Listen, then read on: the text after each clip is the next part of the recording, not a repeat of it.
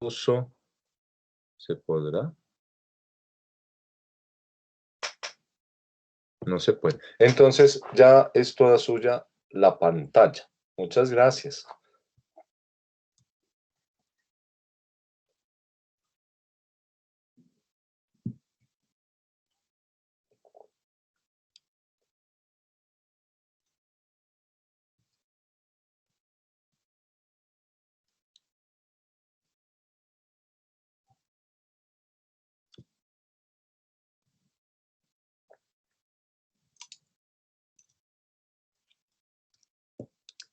Muy bonita les quedó. Buenos días, profesor y compañeros. El día de hoy vamos a exponer la organización del sistema nervioso y nos basamos en el libro de Fisiología Médica de Boron, especialmente el capítulo 10. Nuestro grupo está conformado por Hugo Andrés Romero, Cindy Palacios Mosquera, Arias y quien les habla, Susana Noreña. Pásalo, por favor. Bueno, estos van a ser algunos de los temas que vamos a hablar a lo largo de la exposición. Vamos a tener la división del sistema nervioso, las células del sistema nervioso, el transporte axoplásmico, la clasificación neural, las modalidades neurales, el desarrollo de las neuronas y las células gliales, células madre, anomalías en el cierre del tubo neural, degeneración y regeneración axonal, subdivisiones del sistema nervioso y actividades periféricas y otros subtemas que iremos hablando a lo largo de la exposición. Empecemos entonces con la división del sistema nervioso. El sistema nervioso se puede dividir en central, periférico y autónomo. Aún así, se considera que esta división es un poco arbitraria porque todos los elementos del sistema nervioso trabajan íntimamente unidos, pero esto nos sirve para poder entender mucho mejor el cerebro y todas sus conexiones.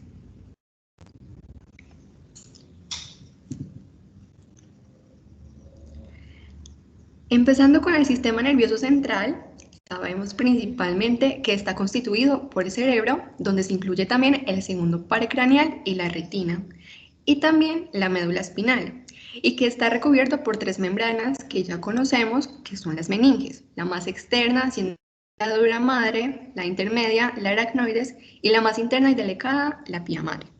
También tenemos al interior de este sistema nervioso central neuronas que cumplen con unas funciones similares y que se van a agrupar en unos agregados a los cuales vamos a denominar como núcleos. Y otra división que también podemos hacer del sistema nervioso central es entre la sustancia gris, que es la que contiene los cuerpos de las neuronas, y la sustancia blanca, que es una sustancia rica en mielina.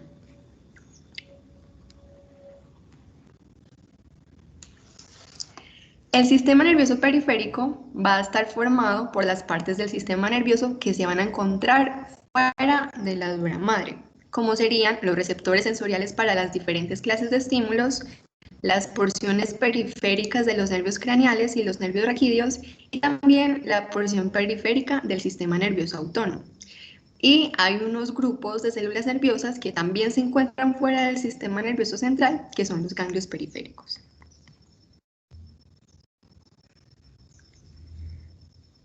Bueno, como nos dice el título, hay unos nervios que transportan mensajes. Tenemos a los nervios sensoriales que van a transportar mensajes desde la periferia hacia el sistema nervioso central. Y estos se van a denominar como los nervios aferentes, que quiere decir una transmisión hacia adentro. Y los nervios motores periféricos que van a transportar los mensajes desde el sistema nervioso central hasta los tejidos periféricos. Y estos se denominan como nervios eferentes, que quiere decir una transmisión hacia afuera.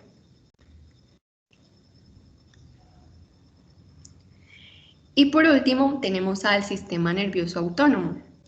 Esta es una porción del sistema nervioso que regula y controla las funciones viscerales, como la frecuencia cardíaca, la presión arterial, la digestión, la regulación de la temperatura y la función reproductora. Este sistema se entiende como un sistema independiente desde un punto de vista funcional, pero anatómicamente va a estar compuesto por partes tanto del sistema nervioso central como del sistema nervioso periférico. Pásalo, por favor. Este tipo de control visceral se va a lograr mediante arcos reflejos, que van a constar de neuronas viscerales aferentes, o sea, las sensoriales, que van a enviar los mensajes desde la periferia hasta el sistema nervioso central, donde el sistema nervioso central va a recibir esta información como un centro de control y él va a generar las eferencias motoras viscerales, o sea, que él ahí envía la respuesta. Y como un punto importante es que las fibras viscerales aferentes y las eferentes van a viajar de manera conjunta normalmente. Cada zona del sistema nervioso posee células nerviosas exclusivas y cada una de ellas va a desempeñar una función diferente. El tejido nervioso está compuesto por neuronas y células gliales. Y aunque las neuronas tienen una diversidad estructural en todo lo largo del sistema nervioso, todas ellas comparten ciertas características que les van a permitir adaptarse para un propósito exclusivo, que es el de la comunicación eléctrica. En cambio, las células gliales no van a ser células principalmente de señalización, sino que ellas van a tener estructuras variables y las van a convertir así en unas células idóneas para una gran cantidad de diversas funciones. La diversidad de funciones en el cerebro es el resultado de una especialización regional. Es por eso que las diferentes áreas cerebrales van a tener diferentes neuronas con unas formas, con unas propiedades fisiológicas y con unas conexiones especiales. Esto es importante porque si hay un daño en una parte específica del cerebro, se van a producir unos síntomas que pueden ser predecibles para permitir una localización anatómica y así pues puede ayudar con el diagnóstico de las diferentes enfermedades neurológicas. Y es por eso que si una parte del cerebro falla, otra no lo va a poder sustituir. Las células nerviosas tienen 4 regiones especializadas. La estructura de una neurona típica cuenta con el cuerpo celular, o soma o pericarion, las dendritas, el axón y los terminales presinápticos. Cada uno de estos dominios va a tener diferentes orgánulos y la forma y composición de estos orgánulos van a depender del citoesqueleto, que este se va a dividir en 3 estructuras fibrilares: los neurofilamentos, los microtúbulos y los filamentos delgados. Estas estructuras son muy importantes porque le van a dar a los axones y a las dendritas una capacidad para cambiar su forma, les van a dar una plasticidad, pero esto puede contribuir en alteraciones sinápticas que pueden estar asociadas al aprendizaje y a la memoria.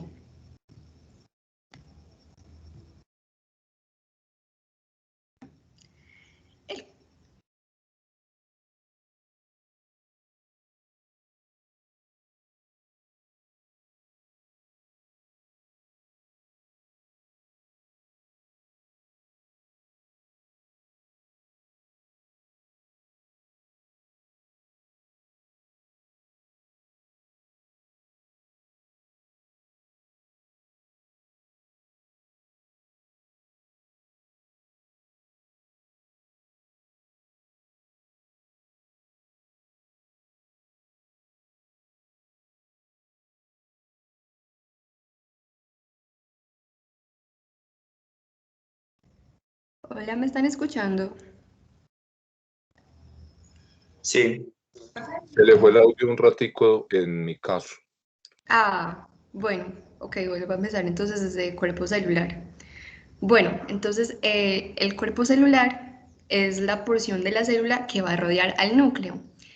Esta va a contener una gran parte del retículo endoplásmico y el complejo de Golgi de la célula. Y su función principal va a ser el mantenimiento neuronal y la síntesis y procesamiento de proteínas. Pásalo, por favor. Las dendritas son unos procesos ramificados que tienen un diámetro decreciente y se van a originar en el cuerpo celular. En el citoplasma de ellas van a tener unos entramados de microtúbulos y extensiones del retículo endoplasmático. Y estas dendritas van a tener como función principal ser el área receptora de información. Entonces, sus membranas van a estar dotadas de unos receptores que se van a unir a los neurotransmisores que las células vecinas, las neuronas vecinas, secretaron y van a responder a ellos.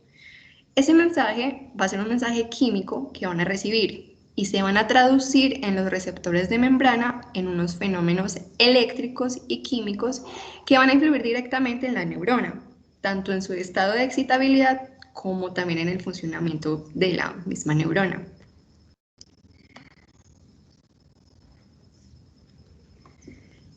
El axón es también una proyección que surge desde el cuerpo celular, como las dendritas.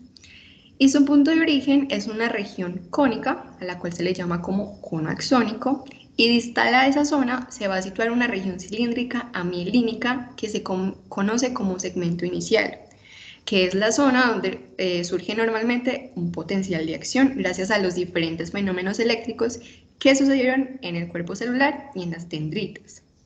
El axón es fino y no varía de diámetro, como las dendritas, y además puede llegar a extenderse hasta más de 1 metro, y es por esa longitud que el axón puede contener hasta 1000 veces más citoplasma que en el mismo cuerpo celular. El citoplasma del axón o axoplasma está empaquetado con unas agrupaciones paralelas que le van a brindar una estabilidad estructural y un medio también para poder transportar materiales entre el cuerpo celular y el terminal axónico. En cuanto al metabolismo energético de los axones, se puede decir que ellos son autosuficientes porque ellos van a captar la glucosa y el oxígeno que encuentren en su entorno para convertirlo y generarlo en ATP. Y hay unas células gliales que son los oligodendrocitos que se encuentran aquí que son especializadas para poder mantener la integridad axonal.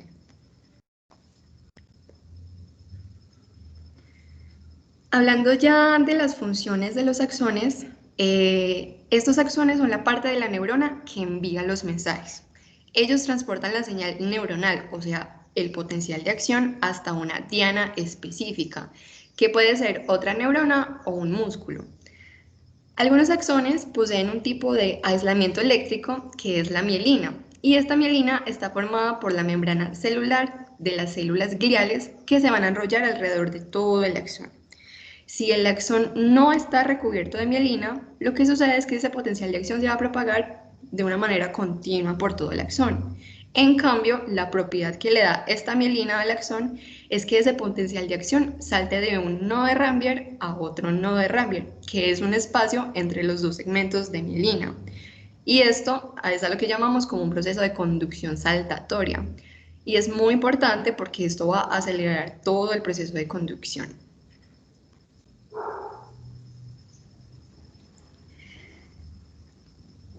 En los terminales presinápticos, hacia la diana que tenga el axón, o hacia la diana que vaya al axón, el axón va a finalizar con unas terminaciones que también se le conocen como terminales presinápticos.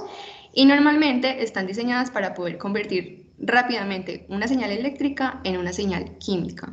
Entonces, cuando el potencial de acción llega a ese terminal presináptico, lo que hace es desencadenar una liberación de moléculas de señalización química en un proceso al que se le denomina como transmisión sináptica. Y cuando el terminal presináptico y la diana se unen, es cuando decimos que se produce la sinapsis química. Pásalo, por favor.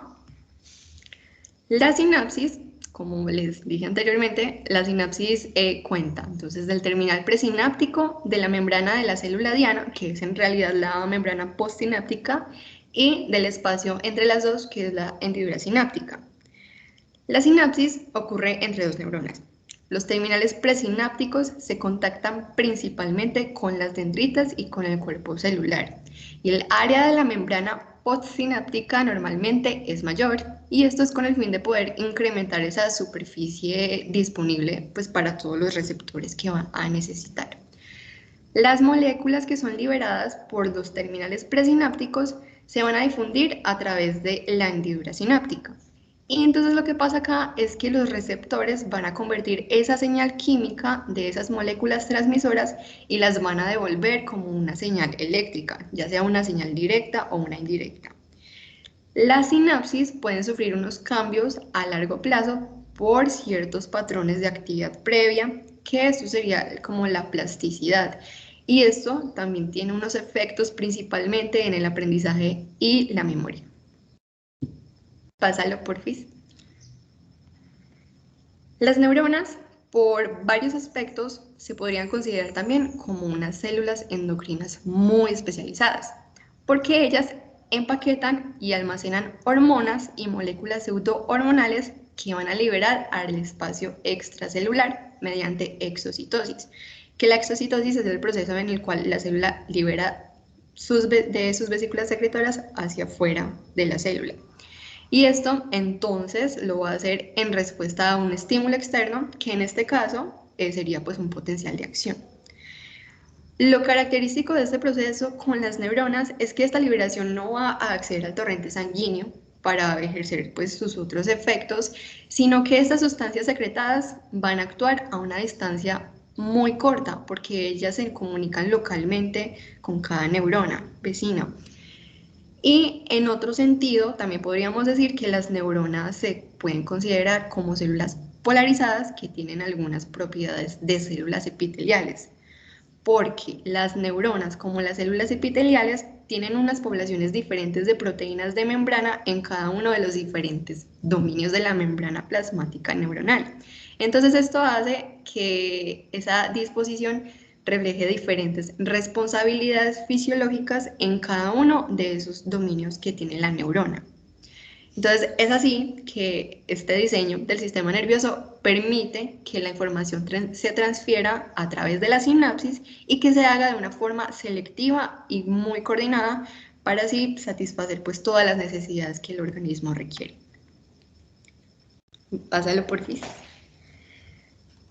El citoesqueleto ayuda a compartimentar la neurona y a proporcionar las vías a través de las cuales discurren todos los materiales entre diferentes partes de la neurona. Las neuronas van a estar compartimentadas, tanto desde el punto de vista estructural como el funcional. Pero para entender mejor este compartimiento, primero tengamos en cuenta pues algunas características. Por ejemplo, de las dendritas, como ya les mencioné ahorita, ellas tienen un diámetro decreciente y contienen en sus membranas unas proteínas que van a actuar como unos receptores de los diferentes neurotransmisores. Los axones son muy largos y ellos van a presentar una elevada densidad de canales de sodio. Y tanto las dendritas como el cuerpo celular van a contener el ARN mensajero, los ribosomas y el aparato de Golgi. Pásalo, por favor. Bueno, entonces, ¿cómo se produce esta compartimentación? En la neurona existen los microtúbulos y también las proteínas asociadas a los microtúbulos, que le podemos decir MAP también, que tienen unos papeles muy importantes para el transporte vectorial de los orgánulos y de las proteínas. En el cerebro podemos contar con dos clases principales de MAP, que son las proteínas de alto peso molecular, como MAP1 y MAP2, y las proteínas tau, que son de bajo peso molecular. Ambas clases de MAP, o sea, la 1 y la 2, se van a asociar a los microtúbulos y ellas van a ayudar a conectarlos con otros componentes de la célula. La MAP2 específicamente es muy abundante, sobre todo en las dendritas, y también ayudan a que éstas se formen. Por otro lado, las proteínas de bajo peso molecular, las proteínas tau, van a estar confinadas a los axones, y cuando hay una supresión de estas en las neuronas, van a impedir la formación del axón, pero no van a alterar la formación de las dendritas. Hay unas proteínas tau que se llaman las hiperfosforiladas, que ellas se pueden acoplar en unos agregados patológicos denominados ovillos neurofibrilares, y estos son muy característicos sobre todo en la enfermedad del Alzheimer. Pásalo, por favor. Los microtúbulos se polarizan. Esta polarización ayuda a crear divisiones morfológicas y funcionales muy notables en las neuronas. Por ejemplo, en los axones, estos microtúbulos se van a disponer con sus extremos de crecimiento apuntando en dirección opuesta al cuerpo celular. Y esta orientación es lo que va a polarizar el flujo hacia adentro y fuera del axón. Esta disposición citoesquelética, que es proporcionada por los microtúbulos y las MAP, su función es ayudar a definir lo que debería o no debería estar en el citoplasma axonal. En las dendritas, estos microtúbulos carecen de una orientación constante. Entonces esto le va a permitir a las dendritas como una mayor similitud funcional con el soma y con la forma cónica. Pásalo, por favor. Bueno, síntesis de proteínas. El soma neuronal es el principal lugar de síntesis de proteínas de membrana y de los orgánulos membranosos, necesarios tanto para su integridad estructural como la funcional. En los axones, la capacidad de síntesis proteica en realidad es muy escasa, incluso puede llegar a ser nula, mientras que en las dendritas ellas sí van a disponer de algunos ribosomas libres que van a ser capaces de generar una producción proteica, pero limitada. Pásalo, por favor. El transporte de las proteínas desde el cuerpo celular a lo largo de toda la longitud de los axones es una tarea muy exigente para el neurona. Además, la neurona tiene otra tarea, desplazar diferentes materiales en la dirección opuesta, o sea, desde los terminales presinápticos hasta el cuerpo celular. Entonces la neurona, para poder resolver estos problemas o estas situaciones, va a usar tres mecanismos de transporte. Va a usar dos mecanismos para desplazar el material en una dirección antirrógrada.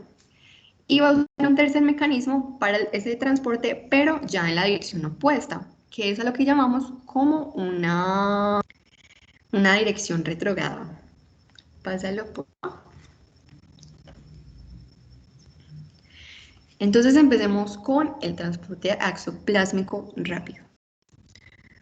Como medio principal para este transporte axoplásmico rápido van a estar los orgánulos membranosos como las vesículas y las mitocondrias. Algunas proteínas, como las asociadas al ARN, los lípidos y los polisacáridos, se van a mover que ellos se mueven a unas velocidades muy rápidas en los axones, pueden lograr eso porque se transportan membranoso, o sea, que ellas son como secuestrados al interior de ese orgánulo o se unen o se membrana de ese orgánulo. Algo importante que es el contenido peptídico y proteico de esos gránulos secretores que se encuentran ya presentes en los terminales axonales presinápticos. Ellos primeros se sintetizaron en una forma de proteínas estándar.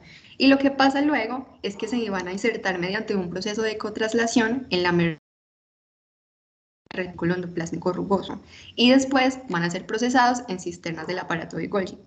Entonces así es como esos gránulos secretores son despachados hacia el axón en el interior de unas vesículas. Ya lo puedes pasar, por favor.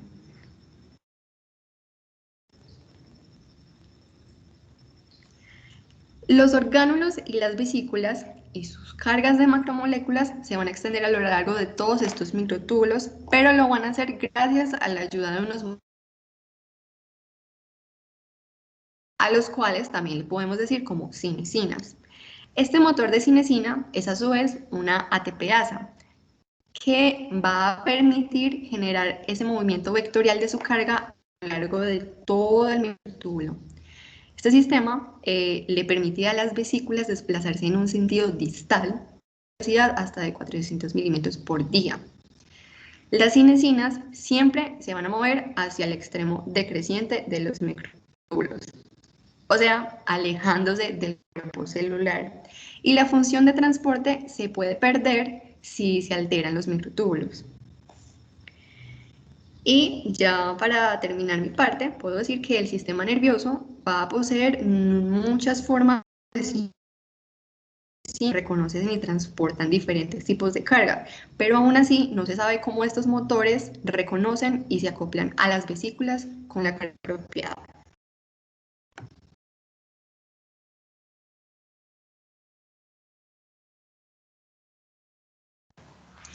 Listo, entonces vamos con los otros tipos de transporte, que son el transporte retrógrado rápido. Entonces los axones mueven material del cuerpo celular mediante un motor proteico que se denomina dineína cerebral o MAP1C, que se mueven empleando pues carriles de microtúbulos y también es una ATPasa. Este se desplaza en una dirección opuesta a la cinesina y a un ritmo más lento. Este tipo de mecanismo hace que los factores de crecimiento derivados de la diana, como por ejemplo el factor de crecimiento nervioso, pueda llegar al núcleo de la neurona para influir sobre su supervivencia. Si bien no se conoce cómo se da este tipo de señal, pero se cree que puede ser engullida por endocitosis en el terminal del axón y transportarse por el cuerpo celular en un endosoma de señalización. Un endosoma es un transportador de material. Encontramos también el transporte axoplásmico lento, que si bien de este no se conoce cómo sea el mecanismo, pero parece que están implicados motores moleculares que operan sobre carriles de microtúbulos. La diferencia entre el axonal rápido y el lento está en el número de interrupciones de transporte durante el largo peregrinaje axonal.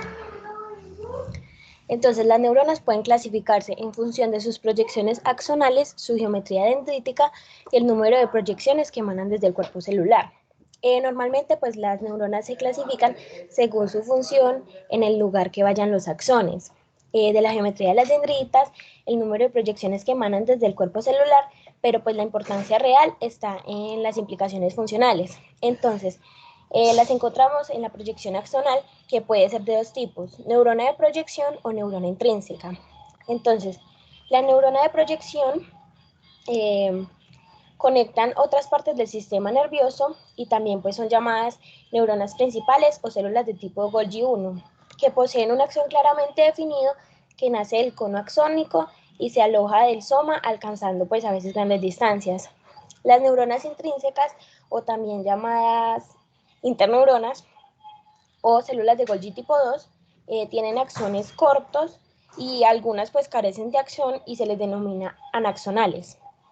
El patrón dendrítico, que puede ser células piramidales o estrelladas. Entonces las células piramidales tienen una serie de ramificaciones dendríticas con forma de pirámide y poseen espinas. Las células estrelladas tienen ramificaciones dendríticas que siguen un patrón radial. Estas suelen tener presencia o carencia de espinas dendríticas, que son proyecciones pequeñas y sobresalientes que constituyen puntos de contacto sináptico. Por último, tenemos el número de procesos, que puede ser unipolar, bipolar y multipolar. Entonces, las neuronas unipolares son neuronas sensoriales primarias.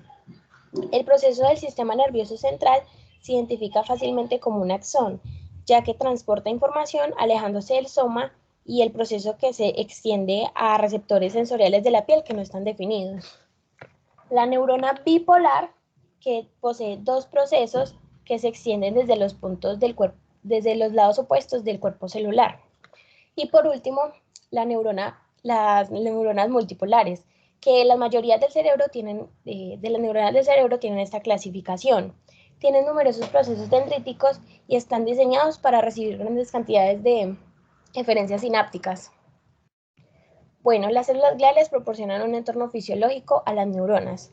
De estas células casi no se toca en este capítulo, ya que tienen un capítulo aparte, que es el capítulo 11. Pero en el capítulo nos dicen que las células gliales se conocen ya que no poseen axón, no tienen potenciales de acción ni potenciales sinápticos. Y hay más cantidad de neuronas, hay más cantidad que las neuronas, y pueden presentar diversidad estructural y funcional. Entonces, en el sistema nervioso central los encontramos como oligodendrocitos, astrocitos y mioglocitos, mientras que en el sistema nervioso periférico las conocemos como células de Schwann y las células gliales entéricas.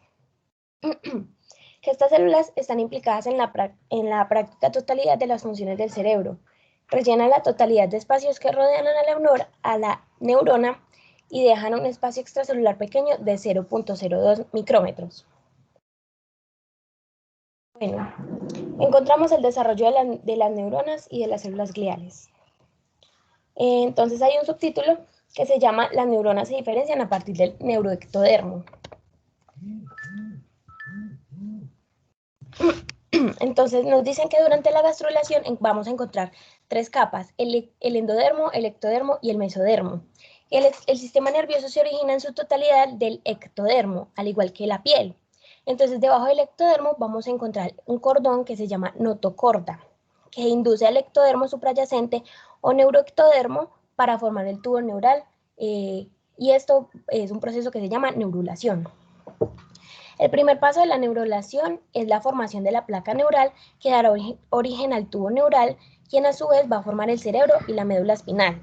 El canal neural se convertirá en el cuarto ventrículo y el canal central va a dar pues a la médula espinal. La cresta neural procede de las porciones laterales de la placa neural. Las células de este migran a zonas del cuerpo donde la mayoría va a formar el sistema nervioso periférico y la mayoría de las células periféricas del sistema nervioso autónomo, incluyendo ganglios simpáticos, células cromafines de la médula suprarrenal. Bueno, en el lado sensorial vamos a ver que se van a originar los pares craneales 5, 7, 9 y 10. También las células de Schwann, las células gliales satélite de los ganglios raquídeos y craneales y las células formadoras del pigmento de la piel.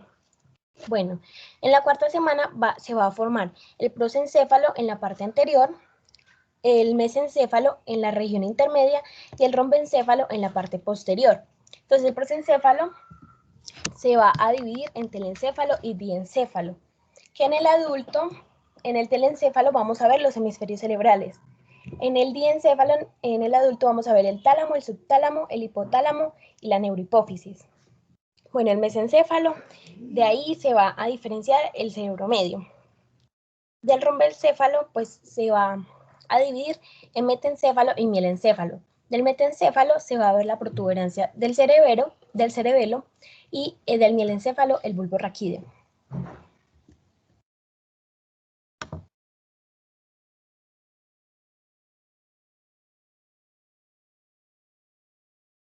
Bueno, entonces, como lo había dicho mi compañera, hay billones de neuronas y células gliales que pueblan el cerebro y surgen de las células madres que se denominan células neuroepiteliales, y estas están localizadas cerca de los ventrículos del sistema nervioso central embrionario.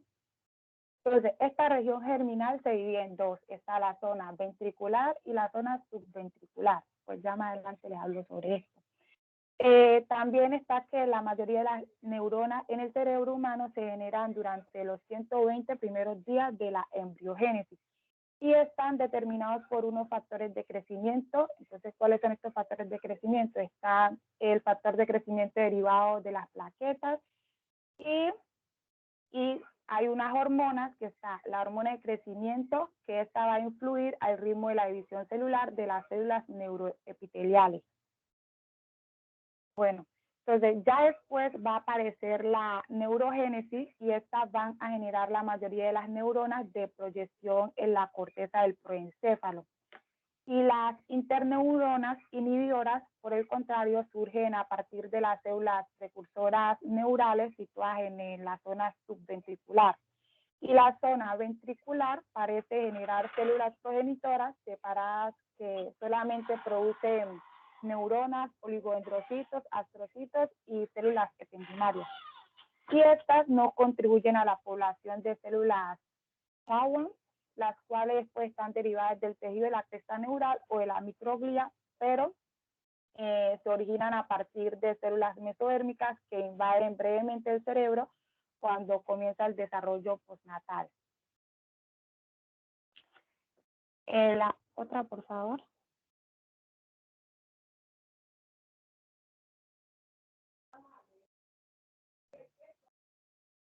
Bueno, ya como terminando sobre lo que le estaba hablando sobre la zona ventricular y la zona subventricular, se han realizado investigaciones recientes y trabajos que demuestran que la zona ventricular y la zona subventricular embrionaria y perinatal pueden dar lugar a la zona subventricular del adulto, que pues es el responsable de la limitación de la neurogénesis del adulto.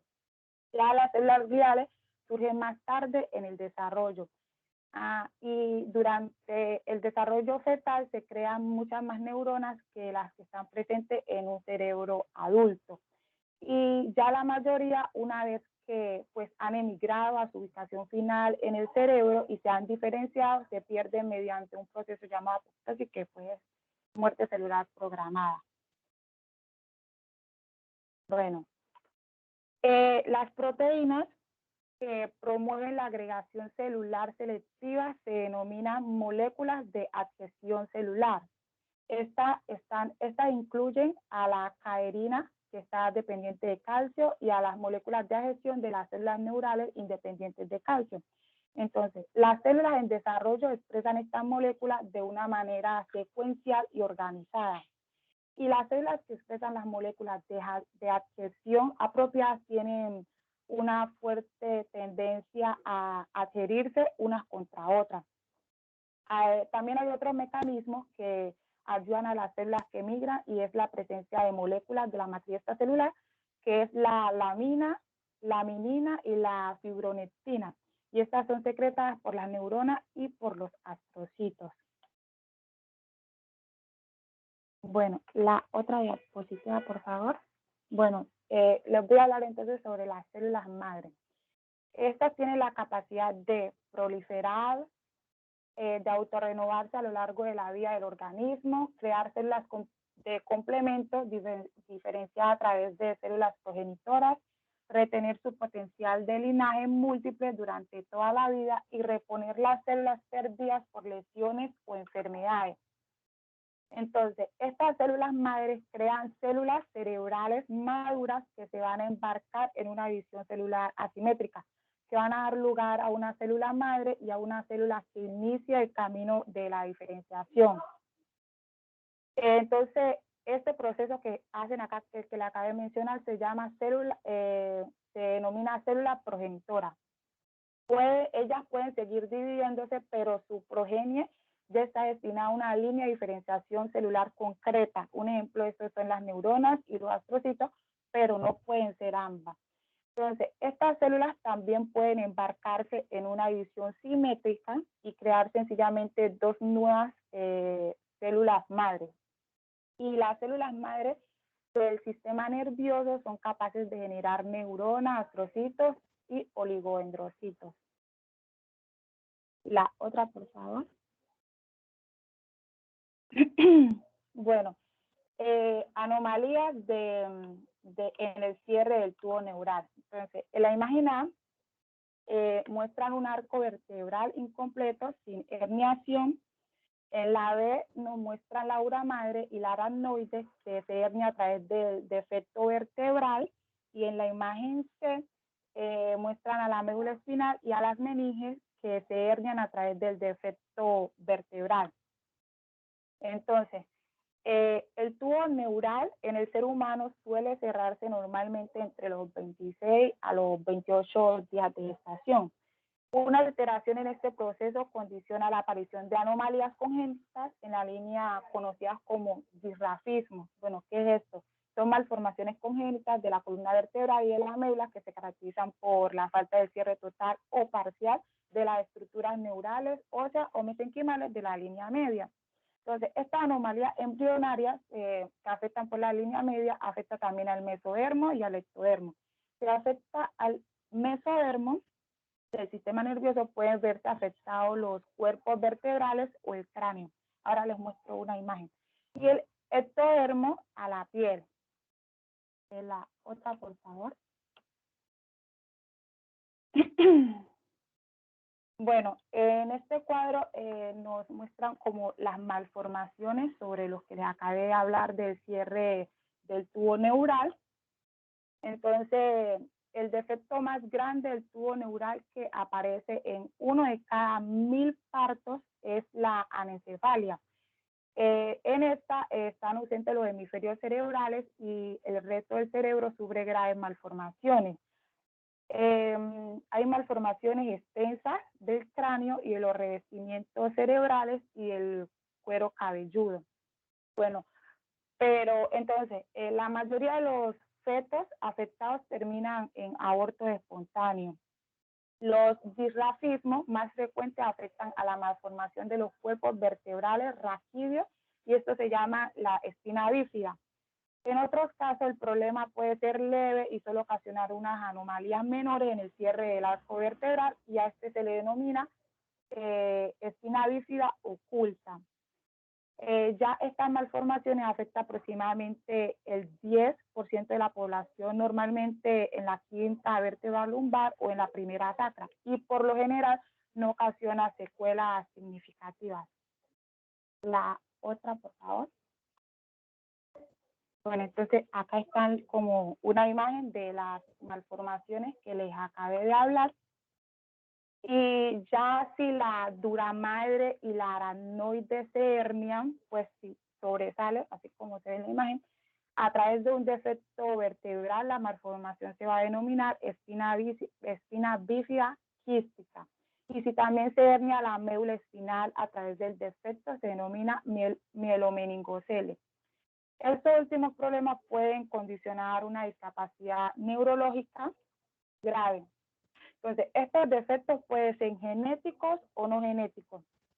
Hereditarios, aunque pues para que se dé tienen que haber varias implantaciones de los genes. La otra diapositiva, por favor. O factores no genéticos como un déficit del ácido fólico. Entonces, esto significa que las madres que toman ácido fólico antes y durante el periodo de periconcepción tienen menos riesgo a estar un feto que pues tenga estos defectos en el cierre del tubo neural. Y ya las recomendaciones médicas es que las mujeres que estén considerando que hacen embarazo reciban suplemento de este ácido fólico.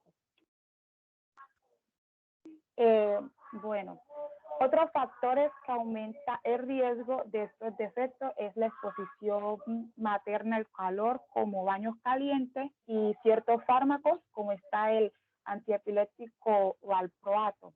Este fármaco se utiliza principalmente como para niños que tienen acción para anticonvulsiones. Bueno, y sobre el tubo neural, hay trastornos que pueden detectarse durante el embarazo mediante la concentración de alfa-fetoproteína en sangre materna o en el líquido amniótico. Entonces, esta alfa-fetoproteína es sintetizada por el hígado fetal y por motivos que no están muy claros, aumentan anormalmente su concentración cuando fracasa el cierre del tubo neural. Bueno, entonces ahora les voy a hablar sobre esta imagen que está, bueno, es la degeneración y la regeneración axonal. En la parte A está la neurona normal y acá en la B está ya la neurona degenerándose, en su degeneración. Bueno, entonces, el primer paso de esta degeneración son los terminales sinápticos distales a la lesión. Entonces, va a haber una transmisión sináptica que tiene lugar en el terminal axonal y fracasa en unas pocas horas, ya que este depende del material proporcionado por el transporte axonal. Ya a pocos días de la lesión se aprecian los cambios en el terminal que se generan. Pues ahí pueden ver como la diferencia entre las dos. El segundo paso es la degeneración de Walleriana. ¿Por qué se llama así? Porque la persona que lo descubrió, ese es su nombre. Bueno, entonces esta lesión se divide en dos, en proximal y distal. El segmento distal se degenera lentamente a lo largo de varias semanas y este proceso se llama Augustus-Waller. Y ya está después, cuando ya se destruye, está el segmento distal. El paso 3 es la degeneración de la mielina. Entonces, si el axón afectado está mielinizado, entonces la mielina se va a degenerar. Las células mielinizadas, que son las células de Chawa en el sistema nervioso periférico, y el oligodendrocito en el sistema nervioso central, suelen sobrevivir a este proceso. En el paso 4 está la eliminación de los residuos. Las células microglía del sistema nervioso central y los macrófagos y las células de Chawa del sistema nervioso periférico eliminan los restos degenerados para la degradación del axón y su mielina. En el paso 4 está la cromatolisis. Entonces, tras la lesión axonal, la mayoría de los cuerpos celulares neuronales se hinchan y sufren una reordenación característica de sus orgánulos denominados cromatolisis. Y en el paso 6 está la degeneración transneural retrógrada. Entonces, ¿qué pasa acá? Las neuronas que están conectadas sinápticamente con neuronas lesionadas pueden autolesionarse en un proceso denominado degeneración transneuronal. Si la neurona es presináptica con respecto a las que sufren la lesión, se denominan degeneración retrógrada. Y el paso 7 y último es la degeneración transneuronal anterógrada. Entonces, cuando degenera una neurona que recibe contacto sináptico de una célula lesionada, se denomina degeneración anterógrada. En la otra diapositiva, por favor. Entonces, ya los axones tienen sus propias mitocondrias y producen ATP que necesitan para mantener los gradientes iónicos necesarios para la estabilidad y la supervivencia. También son metabólicamente independientes de los cuerpos celulares y no pueden fabricar proteínas y son incapaces de mantenerse si se desvinculan del cuerpo celular. Listo. Siguiendo acá con la exposición, vamos a ver las subdivisiones del sistema nervioso. Y pues estas se dividen en el sistema nervioso central, sistema nervioso periférico y sistema nervioso autónomo, ¿cierto? Tenemos que el componente del sistema nervioso central está el cerebro y la médula espinal. En el sistema nervioso periférico tenemos los ganglios periféricos, los receptores sensoriales, porciones periféricas de los nervios raquídeos y los pares craneales.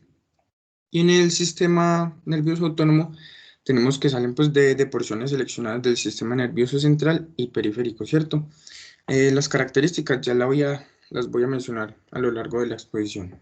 Siguiente, pues. Listo. Tenemos entonces que el sistema nervioso central consta del telencéfalo, el cerebelo, el diencéfalo, el mesencéfalo, la protuberancia, el bulbo raquídeo y la médula espinal, ¿cierto? Siguiente. Entonces, antes pues, de empezar como con la explicación de las anteriores mencionadas, vamos a tener estas imágenes en donde tenemos los ejes del sistema nervioso central, donde rostral es igual que anterior. Tenemos lo dorsal o superior, también tenemos lo caudal, lo ventral o lo anterior y lo dorsal o posterior, que esto ya vendría siendo de un contexto, pues, hablando como de otra parte, ¿cierto? Que más adelante se las voy a mencionar. Tenemos en la B, que son los componentes principales del sistema nervioso central, donde tenemos al telencéfalo, los que aquí se encuentran los hemisferios cerebrales. Tenemos el diencéfalo, pues que está compuesto por el tálamo, el subtálamo y el hipotálamo. El tronco encefálico por el cerebro medio mesencéfalo, protuberancia o puente, y el bulbo raquídeo. Y la médula espinal, pues que se divide en cervical, torácica, lumbar y sacra, ¿cierto? Y en la C, que es la anatomía de la superficie de la corteza cerebral, donde tenemos el lóbulo frontal, el lóbulo parietal, el lóbulo occipital y el lóbulo temporal. Siguiente, por favor. Entonces tenemos el telencéfalo, pues uno de los mayores logros de la evolución es la corteza cerebral humana, ¿cierto? Entonces esta es la porción más sobresaliente de los pares de hemisferios cerebrales, ¿cierto? Entonces la capacidad de procesamiento de la información de esta maquinaria, pues abarca lo que es una amplia gama de funciones, ¿cierto? Como lo son el razonamiento, el aprendizaje, la memoria y la conciencia. Entonces, la corteza pues está organizada de dos formas desde el punto de vista topográfico, ¿cierto? En primer lugar, pues tenemos que ciertas áreas de la corteza median funciones concretas, ¿cierto? Un ejemplo de estas es que el área que media el control motor es una banda de la corteza bien definida situada en el lóbulo frontal. En segundo lugar, tenemos que dentro de una porción de la corteza que gestiona una función específica, por ejemplo, el control motor, la sensibilidad somática, audición o visión, pues estas se dan por las regiones del cuerpo que están pues, como cartografiadas, ¿cierto? Y pues tenemos una última porción, pues la última porción del telencéfalo, pues que es una gran masa de axones que salen desde y entran a la corteza y pues estas se conectan con otras regiones, ¿cierto?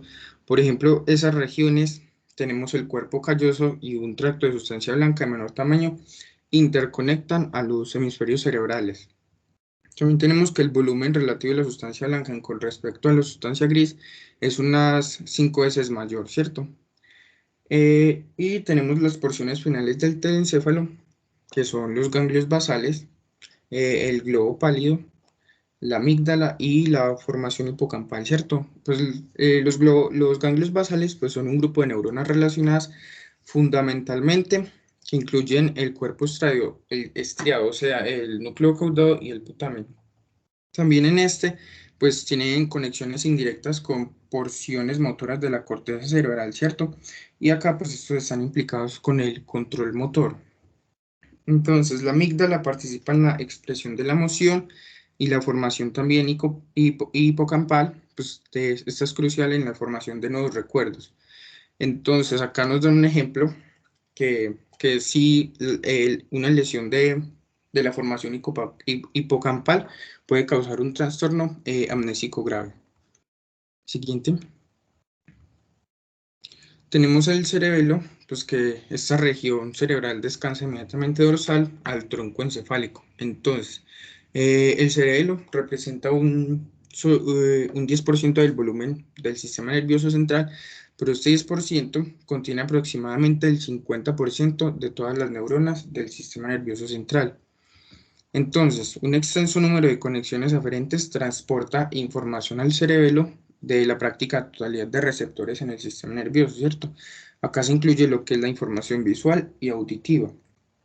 Entonces, el cerebelo puede irse en 3 partes: el vestíbulo cerebelo, el espinocerebelo y el cerebro cerebelo.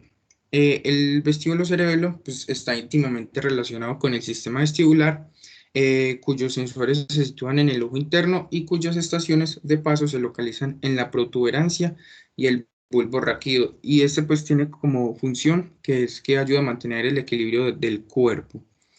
El espinocerebelo pues recibe gran número de aferencias procedentes de los receptores de estiramiento musculares a través de conexiones en la médula espinal y el tronco encefálico, y este tiene como función que ayuda a regular el tono muscular.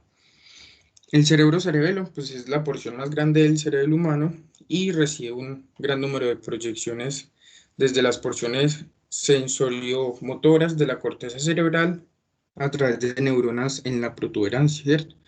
Y pues esto lo que hace es que coordina el comportamiento motor. Siguiente. En el diencéfalo, pues tenemos que esta región consta de lo que es el tálamo, el subtálamo y el hipotálamo. Entonces, en el tálamo, pues es la estación integradora principal para la información sensorial en su viaje hacia la corteza cerebral, y pues allí alcanzará el nivel de percepción consciente. Entonces tenemos que junto con el subtálamo, pues el tálamo recibe proyecciones desde ganglios basales importantes para la función motora. Las aferencias al tálamo desde el cerebelo son importantes pues para el control motor normal. Entonces acá pues damos un ejemplo, pues que es los pacientes con enfermedad de Parkinson, pues que este es un trastorno grave del movimiento, y acá pierden gradualmente la capacidad para realizar movimientos voluntarios. En algunos de estos pacientes, pues es posible mejorar el movimiento estimulando ciertas áreas del subtálamo. Y tenemos en el hipotálamo, pues que es la estructura del sistema nervioso central que más influye sobre el sistema nervioso autónomo. Esta pues funciona a través de abundantes conexiones directas con núcleos autónomos del tronco encefálico y la médula espinal. Pues el hipotálamo también actúa en lo que es como parte del sistema endocrino de 2 formas. Pues en primer lugar, pues que las neuronas especializadas en el interior de núcleos específicos del hipotálamo sintetizan ciertas hormonas. Una de esas pues es la arginina, la vasopresina y la oxitocina. Y pues estas lo que hacen es que las transportan en sentido distal a través de sus acciones hasta la hipófisis posterior. Y pues allí son secretadas a la sangre, ¿cierto?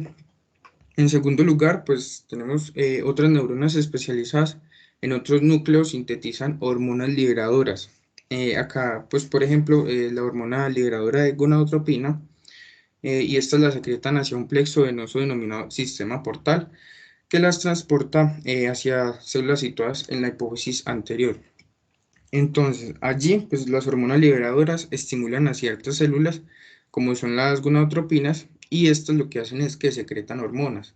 Por ejemplo, la hormona folículo estimulante y la hormona luteinizante, ¿cierto? Hacia el torrente sanguíneo. Pues, si nos acordamos un poco, en primer semestre, en exposiciones de hormona, pues en las exposiciones de hormonas, vemos que la folículo estimulante y la luteinizante son cruciales en los estrógenos, pues que estas son las hormonas sexuales principales pues, de la mujer. Tenemos el tronco encefálico que consta del mesencéfalo, la protuberancia y el bulbo raquídeo. Pues estas lo que hacen es que reciben información sensorial, o sea que es algo aferente, y envían señales motoras, o sea, eferentes. Y pues esto se hacen a través de parejas de nervios denominados pares craneales, ¿cierto? Entonces, el mesencéfalo posee motoneuronas somáticas que controlan el movimiento ocular. Estas neuronas pues residen en los núcleos de los pares craneales 3 y 4. El mesencéfalo pues también contiene grupos de neuronas que están implicadas en transmitir señales relacionadas con la audición y la visión. Entonces, inmediatamente caudal al mesencéfalo se sitúa la protuberancia o puente, pues que contiene motoneuronas somáticas que controlan la masticación, que sería el quinto par craneal, el movimiento ocular, que sería el sexto, y los músculos faciales, que serían el séptimo. Tenemos también que la protuberancia pues recibe información somatosensorial desde la cara, el cuero cabelludo, la boca y la nariz. Y pues esto lo haría parte del quinto par craneal. Esta también pues está implicada en el procesamiento de la información relacionada con la audición y equilibrio, que sería el octavo par craneal. Y pues tenemos que la organización del bulbo raquídeo es bastante parecida a la de la médula espinal y contiene motoneuronas somáticas que inervan a los músculos del cuello, que sería el 11º par craneal, y la lengua el 12º. Entonces, junto con la protuberancia, pues el bulbo raquídeo está implicado en el control de la presión arterial, la frecuencia cardíaca, la respiración y la digestión. Y estos son el 9º y 10º par craneal. Y tenemos que el bulbo raquídeo pues es la principal estación de paso del sistema nervioso central para la transmisión de información desde los sentidos especiales de la audición y el equilibrio. Siguiente. Listo, tenemos acá la médula espinal, pues que la médula espinal es la continuación de la porción caudal del bulbo raquídeo, pues esta discurre desde la base del cráneo, pues hasta la primera vértebra lumbar, o sea, L1. La médula pues consta de 31 segmentos y ellos, pues cada uno está como conectado con una raíz nerviosa, motora y otra sensorial. También estas raíces pues se combinan para formar 31 pares de raquídeos bilateralmente simétricos. Entonces, la información sensorial procedente de la piel, el músculo y los órganos viscerales entran a la médula espinal a través de fascículos de axones denominados raíces dorsales, ¿cierto? Pues allí el punto de entrada se denomina zona de entrada de la raíz dorsal. Más adelante los vamos a ver en una imagen, ¿cierto? Las raíces ventrales contienen estrictamente fibras eferentes y pues estas fibras se originan en motoneuronas cuyos cuerpos celulares se sitúan en las astas ventrales grises de la médula espinal. Son grises porque contienen fundamentalmente cuerpos celulares sin mielina. Y pues desde las neuronas autónomas preganglionares, cuyos cuerpos celulares se sitúan en las astas grises intermediolaterales, o sea que está ubicada entre las astas grises dorsal y ventral de la médula. Cada segmento de la médula espinal contiene grupos de neuronas de asociación en astas grises dorsales. Entonces, algunas, pero no todas las fibras sensoriales entrantes establecen sinapsis en dichas neuronas de asociación. O sea, contribuyen a su vez a establecer vías de fibras paralelas que median las interacciones sinápticas en la médula espinal y además transporta información en las áreas más rostrales del sistema nervioso central a través de los grandes tractos ascendentes de axones. Entonces, del mismo modo, pues los tractos descendentes de axones desde la corteza cerebral y el tronco encefálico controlan a las motoneuronas, cuyos somas están en el asta ventral, y de esta manera coordinan los movimientos voluntarios o estabilizadores de la postura. Pues también tenemos que el tracto descendente, pues más importante se denomina tracto corticoespinal lateral. Cerca pues allí del 90% de sus cuerpos celulares pues, son de origen y se sitúan en la corteza cerebral contralateral. Entonces, estos tractos ascendentes y descendentes se localizan en la porción blanca de la médula espinal. Y pues acá recalcar pues que es blanca porque contiene axones mielínicos. Siguiente. Listo. En la imagen A, pues vemos la médula espinal y las raíces nerviosas. Pues acá cada segmento raquídeo tiene lo que son raíces dorsales y ventrales. Y esto lo que hacen es que transportan fibras nerviosas sensoriales y motoras respectivamente. Y en esta imagen C, pues tenemos los tractos ascendentes y descendentes, pues que las vías ascendentes transportan información a áreas más rostrales del sistema nervioso central, pues la que se muestra a la izquierda, que es como color mostaza o café, no sé.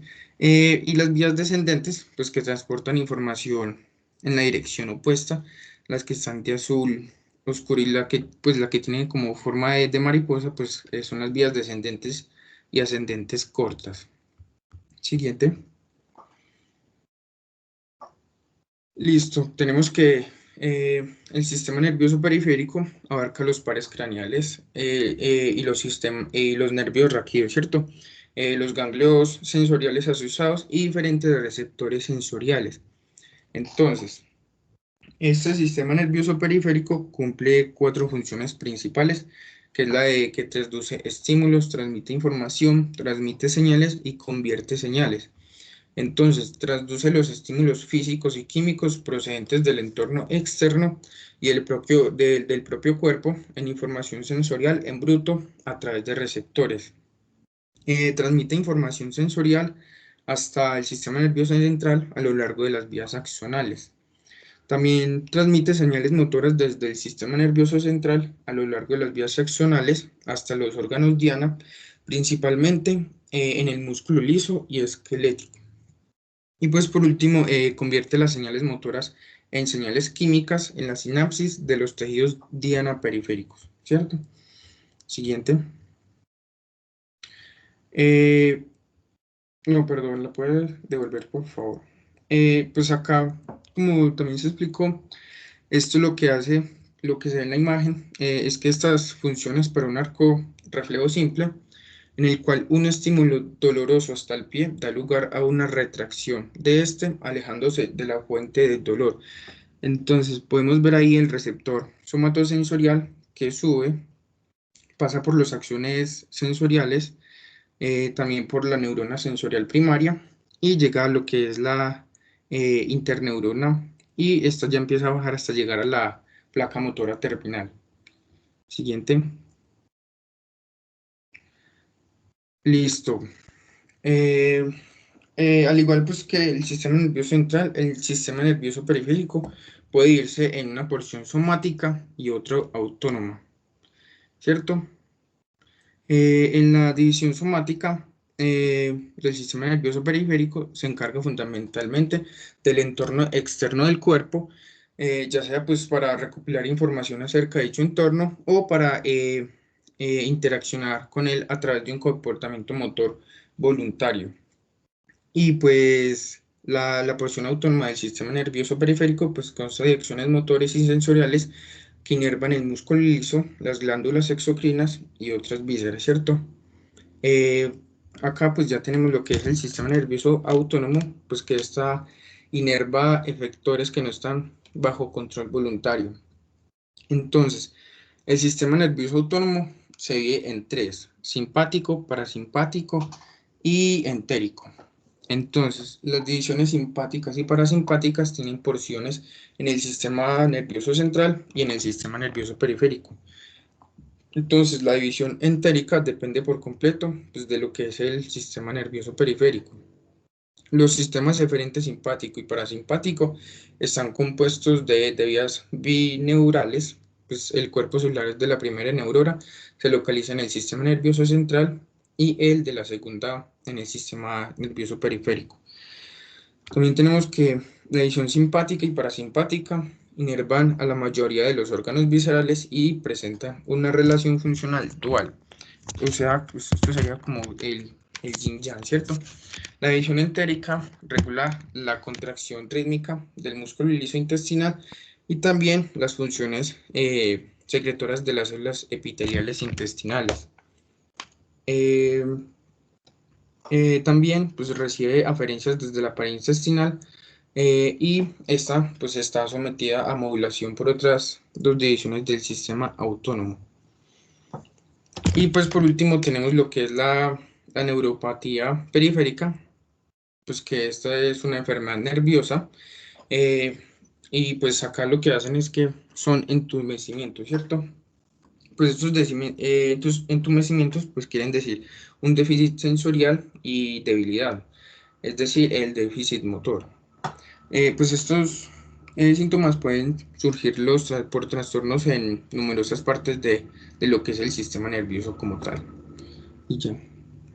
Gracias.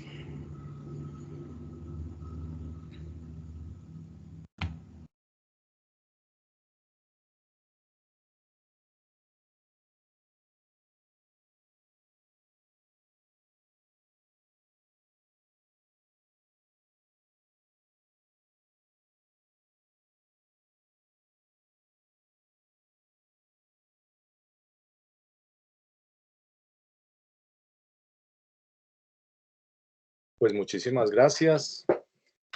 Muy bien, entonces, pues quiero felicitarlos. Esta semana han hecho un excelente trabajo en las presentaciones. Felicito especialmente a la primera señorita que expuso. Me parece que maneja muy bien la entonación y la prosodia de la voz. Muy bien. Ojalá logre explotar mejor esa cualidad, ¿sí? Por ejemplo, no sé, como locutora de programas médicos o de cosas más interesantes, podría ser. Pero lo hacen muy bien. Felicidades. Y pues gracias por el aporte. Esta conferencia de hoy nos está, digamos, llegando en muy buen momento porque hemos tenido ya toda la parte de básica de neurohistología y también tuvimos una parte de estructura macroscópica. Entonces esta clase como que nos resume esto. Por favor, revísela nuevamente, descárguela, ¿sí? Las de la semana, descárguelas, escúchelas otra vez. Son importantes no solo porque ahí vamos a sacar un 20% del examen, sino porque en verdad, ¿sí? Son temas que le van a servir siempre, ¿cierto?